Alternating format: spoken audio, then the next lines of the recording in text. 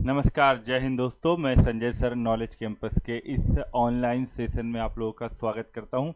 दोस्तों, भारत के स्वतंत्रता संघर्ष में एक योद्धा का नाम ऐसा भी है जो एक अहिरवाल क्षेत्र से आता है। अहिरवाल क्षेत्र का मतलब हो गया कि जो आज का दक्षिणी हरियाणा है, पूर्वी राजस्थान है और दिल्ली का दक्षिण पश्चिमी हिस्सा है, जो जो रेवाड़ी के आसपास था। रेवाड़ी से संकेंद्रित क्षेत्र, उसे अहिरवाल कहते हैं क्योंकि यहाँ अहिर आबादी जो है वो बहुतायत में है। अहिर मतलब यादव, यदुवंशी लोग, उनकी संख्या खासी है, इसलिए इस क्षेत्र को अहिरवाल कहते थे। और इस क्षेत्र के एक ऐसे भी योद्धा रहे हैं जिन्होंने 1857 की क्रांति में, जब दिल्ली में मुगल बादशाह बहादुर शाह जफर के नेतृत्व में मेरठ से आए हुए सैनिकों ने विद्रोह की शुरुआत की थी।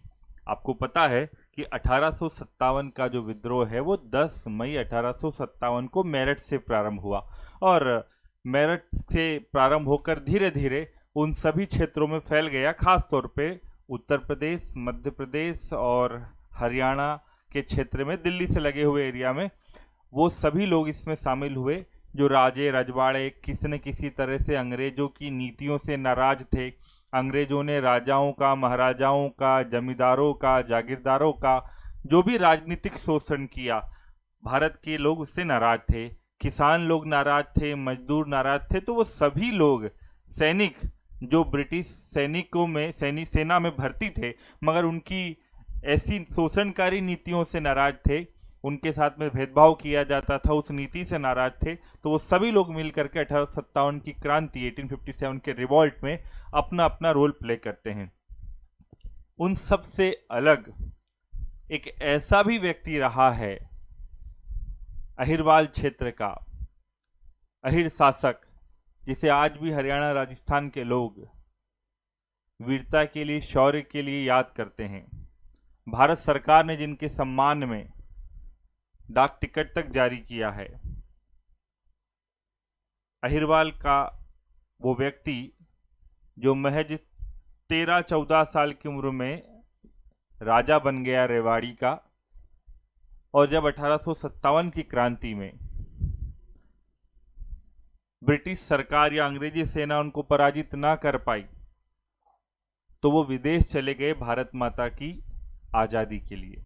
मैं बात कर रहा हूं हमारे यदुवर्ती अहिरवाल हिंदू कुलपति नरेश राव तुलाराम सिंह बहादुर। ये नाम है उस शख्स का जिसकी वीरता के आगे हर भारतीय नतमस्तक है, और विशेष करके यदुवंशी लोग, अहिर लोग, यादव समुदाय के लोग राव तुलाराम को अपना आदर्श मानते हैं। राव तुलाराम को लेकर के उनका वही प्रभाव है हरियाणा में अहिरवाल क्षेत्र में जो महाराष्ट्र में शिवाजी का है। जितना सम्मान महाराष्ट्र में मराठी लोग शिवाजी को देते हैं, अहिरवाल क्षेत्र में उतना ही सम्मान हमारे राव तुलाराम को मिलता है। और उनकी देशभक्ति से प्रेरणा लेकर के अहिरवाल क्षेत्र का हर नौजवान भारतीय सेना में जाने का सपना देखता है और देश के लिए मर मिटने की ख्वाब देखता है। तो जब 1857 का विद्रोह प्रारंभ हुआ तो ये यदुवंशी शेर मूछों पर ताव देकर घोड़े पर बैठकर अंग्रेजों के छक्के छुड़ा देता है। अहिरवाल क्षेत्र का ये व्यक्ति इतनी बहादुरी से लड़ता है कि इंग्लैंड की रानी तक खबर पहुंच जाती है और ब्रिटिश सरकार को इन्हें गिरफ्तार करने के लिए इनाम रखना पड़ा। इनके खिलाफ इंग्लैंड से वारंट जारी हो जाता है।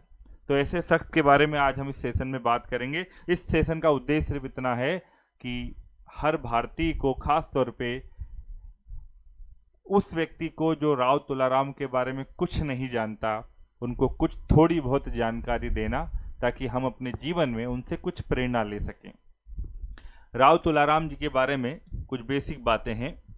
सबसे पहले तो इनका जन्म हुआ 9 दिसंबर 1825 को। कुछ लोग मई भी बोलते हैं कि इनका जन्म मई में हुआ।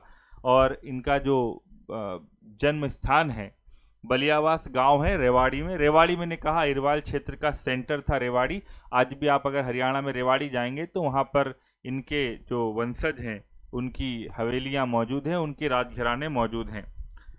इनका जाति से ये यादव थे, अहिर थे।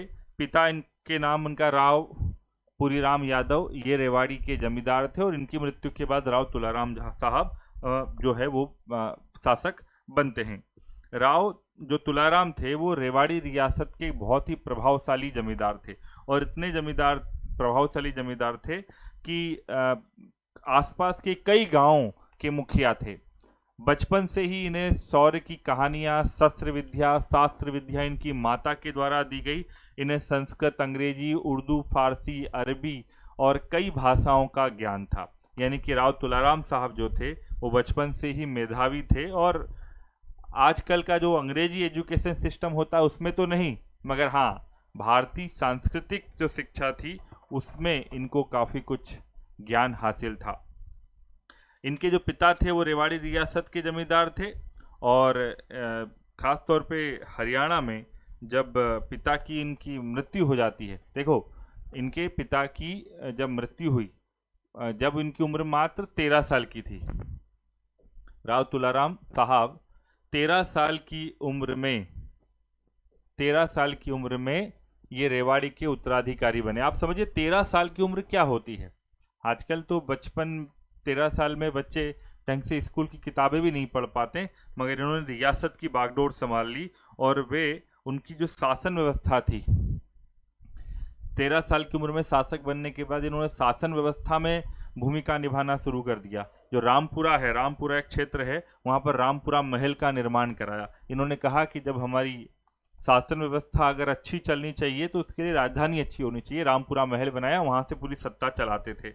इन्होंने शासन व्यवस्था में शुरुआत से ही कई सुधार किए, जैसे इन्होंने बहुत आसान कर प्रणाली अपनाई। कर प्रणाली कैसी कि इन्होंने किसानों के साथ में प्रत्यक्ष कर व्यवस्था अपनाई।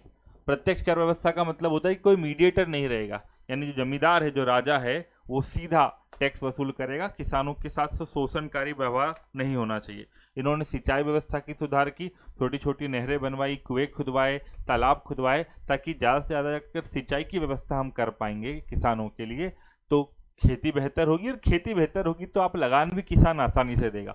यानी अंग्रेजों की तरह नहीं थे कि आपको देना कुछ नहीं, किसान को सिर्फ उससे टैक्स लेना है। इन्होंने कहा कि साहब हम किसान को सारी सुविधा देंगे, अगर कृषि अच्छी होगी, किसान खुश रहेगा तो खुशी खुशी टैक्स देगा, उत्पादन को बढ़ावा दिया जाए। ये राजा राव तुलाराम का एक कंसेप्ट था। दूसरा उनका बहुत अच्छा कॉन्सेप्ट था न्याय व्यवस्था को लेकर के। न्याय के सिंहासन पर बैठकर राव तुलाराम जी ने ऐसी इबारत लिखी है जिसे आने वाले कई शासक भी उस इबारत को मिटा नहीं पाए। उन्होंने गरीब से गरीब व्यक्ति को न्याय देने की पूरी व्यवस्थाओं का निर्माण किया। गांव गांव में पंचायत को अधिकार दिए थे कि आप न्यायिक व्यवस्था देखिए, और उन पर सुपरविजन उनका खुद का होता था। राव तुलाराम साहब ने रेवाड़ी क्षेत्र में, अहिरवाल क्षेत्र में एक ऐसी रियासत का निर्माण किया जिस पर अंग्रेजों की गिद्ध दृष्टि लगी हुई थी। यानी इतनी शांत, लॉ एंड ऑर्डर मेंटेन रियासत थी जहाँ से कर भी अच्छा खासा होता था, उगाई भी अच्छी खासी होती थी, और जनता राव तुलाराम को पूजने लगी थी। यानी कि एक ऐसे राजा के तौर पर, मसीहा के तौर पर जनता उनके व्यवहार से, उनकी आचार से, उनकी राज व्यवस्था से खुश थी कि अंग्रेजों को लगा कि इस रियासत को अपने क्षेत्र में लेना चाहिए। और उसी समय, और राव तुलाराम साहब भी अंग्रेजों के, इनके जो परदादा थे, इनके जो दादा परदादा थे, वो भी अंग्रेजों के खिलाफ लड़ते रहे। पूर्वजों ने, इनके दादाजी ने मराठों के साथ पानीपत का तीसरा युद्ध भी लड़ा था, अब्दाली के खिलाफ। 1761 की ये बात हो रही है। तो इनके जो पूर्वज थे वो विदेशी ताकतों के खिलाफ लड़ते रहे, और वही गुण इनके अंदर भी था। तो अंग्रेजों से इनकी नाराजगी इस बात को लेकर थी क्योंकि अंग्रेजों की जो सत्ता थी वो विदेशी सत्ता थी, और वो भारत पर जिस तरह से राज कर रहे थे, जिस तरह से उन्होंने भारत के क्षेत्रों को जीत लिया था। राव तुलाराम मानते थे कि भारत की आत्मनिर्भरता या आत्मरक्षा तभी हो पाएगी जब सभी राजे महाराजे, छोटे छोटे राजे महाराजे जब एक हो जाएंगे और संगठित होकर विद्रोह करेंगे। 1857 का विद्रोह जब हुआ तो इन्हें अपने सपनों को पूरा करने का एक मौका दिखा, और अहिरवाल क्षेत्र में जो रेवाड़ी क्षेत्र है वहाँ पर ये लगभग 5000 की सेना के मालिक थे, और आसपास के लगभग 90 से 100 गांव की जमींदार हुआ करते थे। राव तुलाराम जी जब प्रसिद्ध हुए, तो प्रसिद्ध हुए 1857 की क्रांति को लेकर के। तो अब हम मेन टॉपिक पर आते हैं कि उन्होंने 1857 की क्रांति में उन्होंने किस प्रकार से भूमिका निभाई थी। जब 1857 का विद्रोह प्रारंभ हुआ तो रेवाड़ी में भी राव तुलाराम साहब ने इस विद्रोह का नेतृत्व किया, और कैसे किया इसको हम समझते हैं।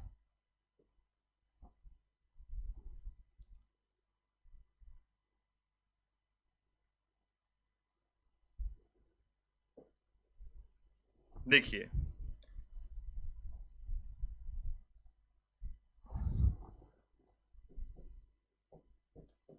अठारह में विद्रोह शुरू कहां से हुआ? मेरठ से। फिर फैला कहां पर? दिल्ली में, कानपुर में, ठीक है, झांसी में, ग्वालियर में, सब जगह। जैसे झांसी में रानी लक्ष्मीबाई नेतृत्व कर रही थी, उनका सपोर्ट तात्या टोपे कर रहे थे, वैसे ही दिल्ली में थे बख्त खान और बहादुर शाह जफर। उसके अलावा कानपुर में थे नाना साहब, जो कि मराठा पेशवा बाजीराव के दत्तक पुत्र थे और इस विद्रोह के एक बड़े नेता थे। जब ये विद्रोह 10 मई को शुरू हुआ मेरठ में, 17 मई 1857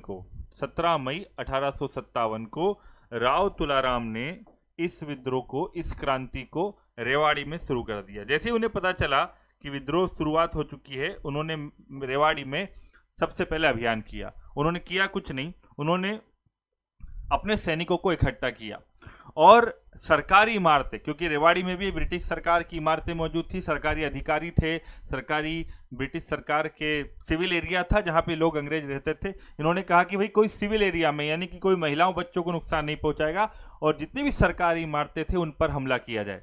17 मई 1857 को राजा राव तुलाराम ने सरकारी ब्रिटिश सरकार के जितने भी अधिकारी थे उनको खदेड़ना शुरू किया रेवाड़ी से, और धीरे धीरे करके पूरे रेवाड़ी को अंग्रेज विहीन कर दिया। ब्रिटिश सरकार के अधिकारियों को यहाँ से मुक्त कर दिया। यहाँ पर जो एक तहसीलदार था उसे हटाया, उसके घर पर, उसके ऑफिस पर हमला किया और वहाँ का खजाना लूटा।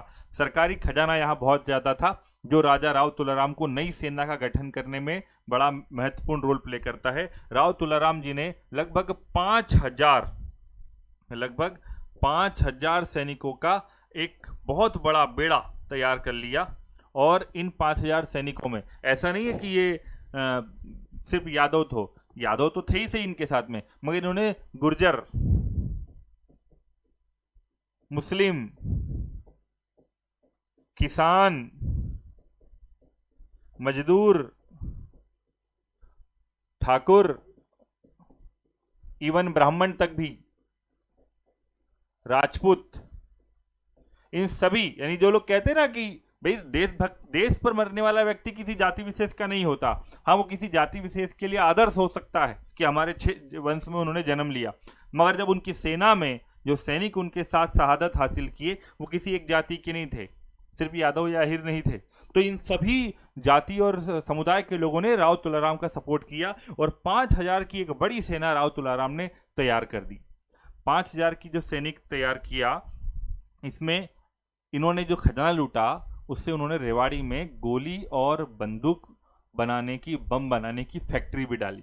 राव तुलाराम ने धीरे धीरे अपनी रियासत को 500 गांवों तक फैला दिया और राव तुलाराम ने 500 गांवों का खुद को राजा घोषित कर दिया। पहले कितने गांव के थे? लगभग 90 और 100 गांव के पहले, मगर अब कितने गांव के हो गए? 500 गांव के साथ, यानी रेवाड़ी पूरा अहिरवाल क्षेत्र राव तुलाराम के नेतृत्व में एक छत्र के नीचे आ चुका था और सबका एक ही उद्देश्य था, ब्रिटिश सरकार के खिलाफ एक सशक्त क्रांति करके अंग्रेजों को रेवाड़ी क्षेत्र से, अहिरवाल क्षेत्र से, हरियाणा राजस्थान क्षेत्र से क्या कर देना है? खदेड़ देना है। राव तुलाराम जी का सपोर्ट इस पूरे मामले में उनका, वो अकेले नहीं थे, उनका एक कजिन भाई था जिनका नाम था राव गोपाल देव। इनके कजिन ब्रदर थे, ये इनके रिश्तेदार थे। वो लगभग, उनके पास भी अपनी 500-600 सैनिकों की एक टुकड़ी थी, वो भी इनके साथ आए। और राव गोपाल देव का नाम भी इसलिए महत्वपूर्ण है बच्चा, गोपाल देव का नाम भी इसलिए महत्वपूर्ण आ जाता है, राव गोपाल देव, क्योंकि ये व्यक्ति ब्रिटिश सरकार के द्वारा इनको फिर बाद में शहीद कर दिया गया था। तो राव तुलाराम के कजिन भाई थे गोपाल देव, ये एक तरह से सेनापति थे। राव तुलाराम के ये सेनापति थे। राव तुलाराम का सपोर्ट तात्या टोपे ने भी किया था। तात्या टोपे जब झांसी की रानी लक्ष्मीबाई के साथ में लड़े थे तो बाद में वो हरियाणा रेवाड़ी भी पहुंचे और राव तुलाराम का समर्थन उन्होंने किया था। अब रेवाड़ी को अंग्रेजों से मुक्त करने के बाद इन्होंने अगला अभियान किया और अभियान था दिल्ली और गुड़गांव का अभियान। याद रखना, अगला अभियान उन्होंने किया दिल्ली और गुड़गांव।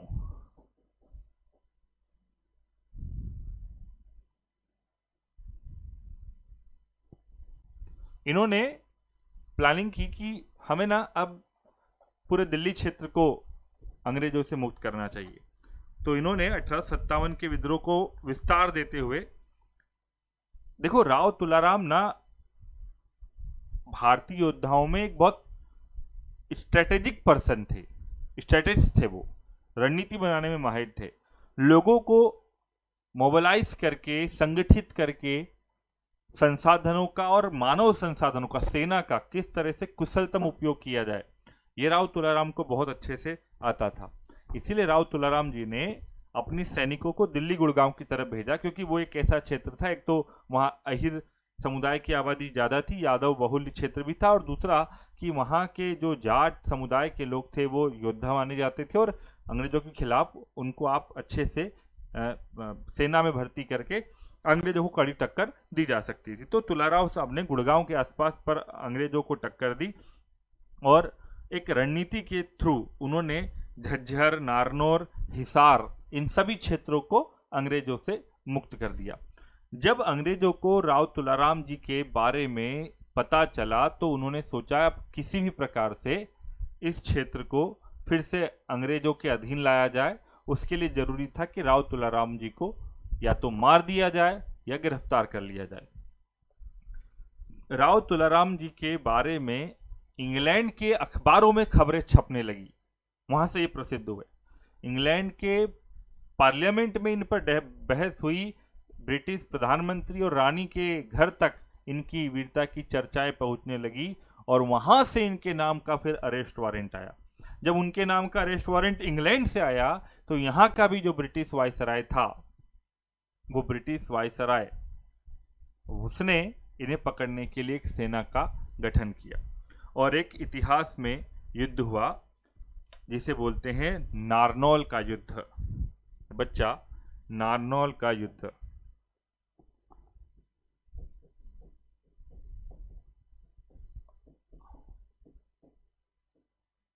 मैंने आपको कहा कि इनकी मदद के लिए तात्या टोपे भी आए थे रेवाड़ी, और वो इसलिए आए थे कि तात्या टोपे को इस बात का डर था कि जो बहादुर शाह जफर है, इंग्लैंड दिल्ली का राजा, उसकी सुरक्षा को खतरा था। तो वो राव तुलाराम जी के पास आते हैं। याद करो, एक मुगल बादशाह, अंतिम मुगल बादशाह, उसके सुरक्षा के लिए राव तुलाराम जी एक छोटे 500 गांव के जमींदार, हम कहें तो 100 गांव के जमींदार, 500 तो युद्ध में बने, उनके पास आते हैं कि साहब आप इनकी सुरक्षा का जिम्मा संभालिए। मुगल बादशाह, औरंगजेब का वंशज, यादव यदुवंशी अहीर राजा से मदद मांगता है ना। तो तात्या टोपे ने उनका सुरक्षा की हिफाजत का बोला था। तो राव तुलाराम जी ने उनकी, खुद तो नहीं गए, मगर राव तुलाराम जी ने 45,000 रुपया, याद करिए 1857 में 45,000 रुपया दिल्ली भेजा था। राव तुलाराम जी ने 45,000 रुपया दिल्ली भेजा था मुगल बादशाह की सुरक्षा के लिए और दिल्ली के सैनिकों की मदद के लिए, ठीक है। और राव तुलाराम जी ने दिल्ली और उसके आसपास में, मतलब जितने भी ब्रिटिश सरकार के जो होते थे ना जासूस या उनके वफादार, उनको मारना शुरू कर दिया था। यानी दिल्ली में लोग आतंकित हो जाते थे। किसी गांव में यदि कोई अंग्रेजों का समर्थक है तो इस बात से डर जाता था कि राव तुलाराम ना आ जाए। यानी राव तुलाराम जी अंग्रेजों के वफादारों के खिलाफ एक काल बनकर टूट पड़े थे। उन्होंने हजारों उन लोगों को मौत के घाट उतार दिया जो अंग्रेजों का समर्थन करते थे और जो अंग्रेजी न्यायप्रियता में विश्वास करते थे, जो अंग्रेजी स्वामी भक्त थे। तो दिल्ली के बादशाह को 45,000 रुपये भेजने के बाद उनके खिलाफ वारंट जारी हुआ और नारनौल का युद्ध, जिसे नसीबपुर का युद्ध भी कहते हैं, जो 16 नवंबर 1857 को हुआ। 16 नवंबर 1857, इसे नसीबपुर की लड़ाई है ना। तो एक तरफ तो थे राव तुलाराम जी,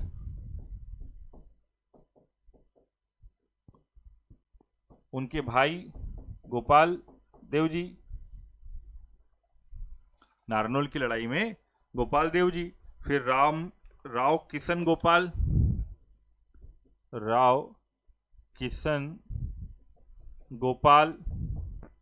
समझ में आई कि नहीं बात। प्राण सुख यादव,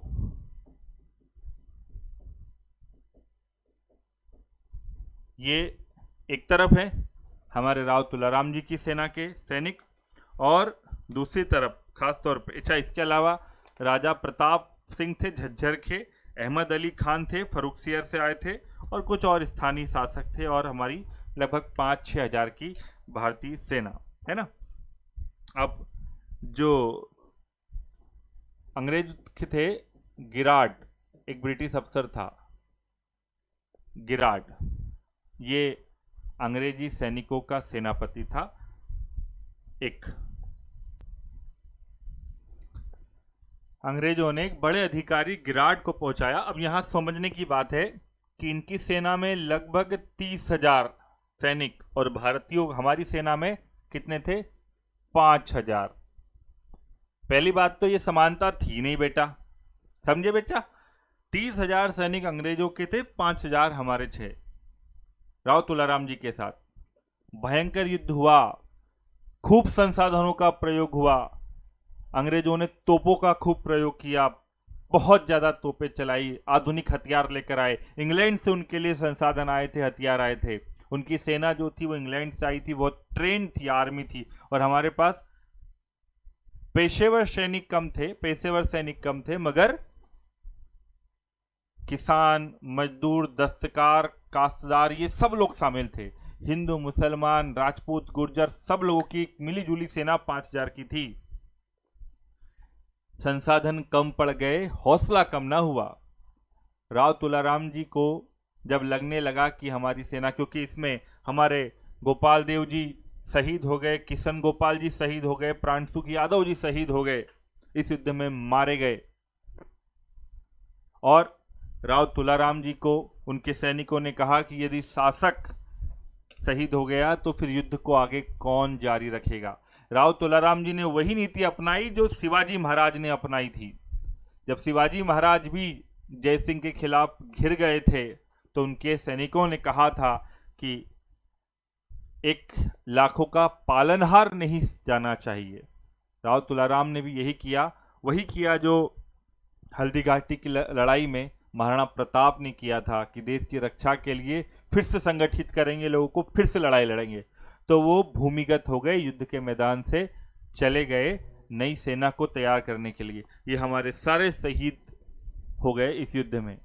राव तुलाराम जब पकड़ में नहीं आए तो उस जमाने में राव तुलाराम जी के ऊपर 1,00,000 रुपए का इनाम घोषित किया कि जो इनको पकड़वा करके दे देगा ना, 1,00,000 रुपया ब्रिटिश सरकार उसको इनाम देगी।